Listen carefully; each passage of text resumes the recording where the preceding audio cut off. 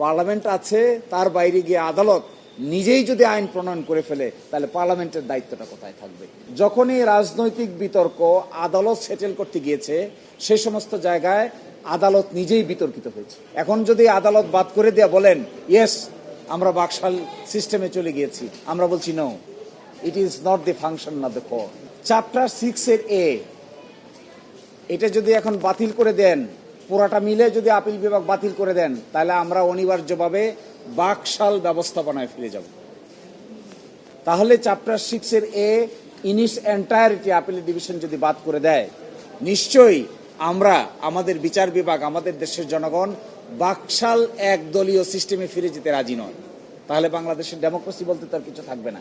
এখন যদি আদালত বাদ করে দিয়ে বলেন ইয়েস আমরা বাকশাল সিস্টেমে চলে গিয়েছি, আমরা বলছি no, it is not the function of the court, it is the function of the parliament. Democracy যদি ঠিক না থাকে, 6 এর এ বাদ দেওয়া হয়, তাহলে আমরা যাব কোথায়? কিভাবে দেশ চলবে? ডেমোক্রেসি কিভাবে বিলীন থাকবে? এখন আমরা আর্গুমেন্ট যদি করি যে এ টু জেড যা কিছু আছে সব বাদ করে দেন, তাতে এটাও বাদ হয়ে যাবে এবং বাতিলটা বাদ হয়ে যাবে। অর্থাৎ আরেকটা ইন্টারেস্টিং জিনিস দেখেন, আমরা বলছি যে এখন সেকুলারিজম থাকবে কি থাকবে না। আচ্ছা, সেকুলারিজম একটা রাষ্ট্রে থাকবে কি থাকবে না, এইটা সিদ্ধান্ত কি আদালত নেবে নাকি এই সিদ্ধান্ত পার্লামেন্ট নেবে?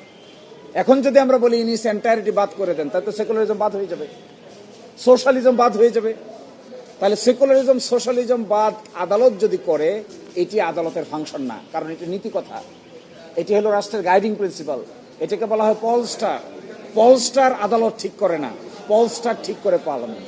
That would be decided before the parliament, not by any of court of this land.